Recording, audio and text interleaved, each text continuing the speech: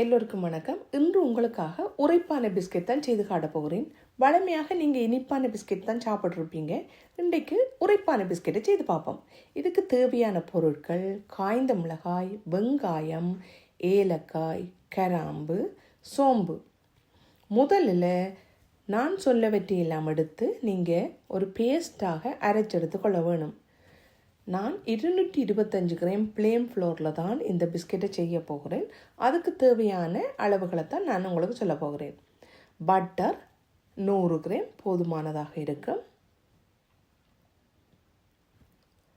Baking powder 1/2 teaspoon எடுத்தீங்களன்னு சொன்னால் அளவாக இருக்கும்.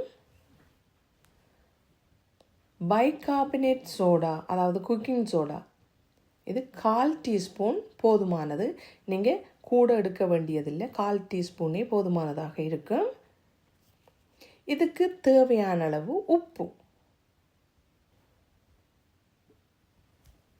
காய்ந்த தேங்காய்ப்பூ டெசிக்னேட்டட் கோகோனட் நான் 3 டேபிள் ஸ்பூன் எடுத்துக்கொள்கிறேன்.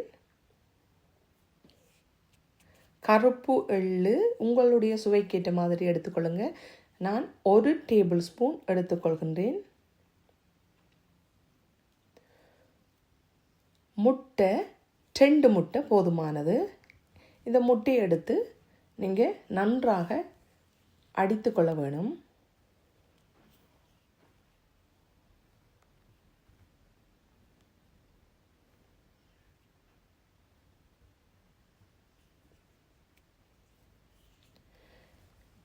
இப்போ சேர்த்து எல்லாவற்றையும் இந்த பிளேன் ஃப்ளோரோடு சேர்த்து கலந்து விட்டு கொள்ள வேணும்.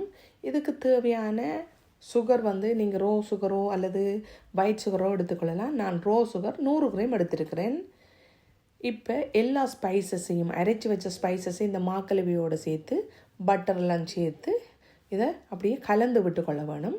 100 கிராம் ரோ சுகர் மற்றது முட்டை இதையும் சேர்த்து இந்த மாக்கலவையை கலந்து விட்டு கையால் நன்றாக பிசைஞ்சு எடுத்துக்கொள்ள வேணும். இவ்வாறு பிசைஞ்சு விட்டு நான் அப்படியே ஒரு கொஞ்ச நேரம் மூடி வச்சுட்டு தான் இந்த பிஸ்கெட்டை செய்ய போகிறேன். இப்போ பார்ப்போம். இங்கே பாருங்கள், இந்த மாக்கலவை ரெடி ஆகிட்டுது. இதுதான் சரியான பதம். இப்போ உங்களுக்கு தேவையான ஷேப்பில் ஒரு பாத்திரத்தை எடுத்து, அதாவது ரேயோண்டு எடுத்துட்டு அதுக்கு மேலே ஆயில் பேப்பரை வச்சுட்டு உங்களுக்கு தேவையான ஷேப்பில் பிஸ்கெட்டை அதில் எடுத்து வச்சுக்கொள்ளலாம். இப்போ நான் வட்டை ஷேப்பில் தான் வச்சுருக்கிறேன். இதை நீங்கள் அவனுக்குள்ளே ஒரு 20 நிமிஷம் வச்சு எடுத்தீங்களான்னு சொன்னால் மிகவும் சுவையான உரைப்பான பிஸ்கெட் ரெடி ஆகிடும். உங்களோட அவனுக்கு ஏற்ற மாதிரி இதில் டைம் கூடலாம் குறையலாம். எனக்கு 20 நிமிஷம் எடுத்தது. இப்போ பாருங்கள், நான் செய்த உரைப்பான பிஸ்கெட் ரெடி ஆகிட்டுது. இந்த பிஸ்கெட் மிகவும் சுவையாக இருந்தது.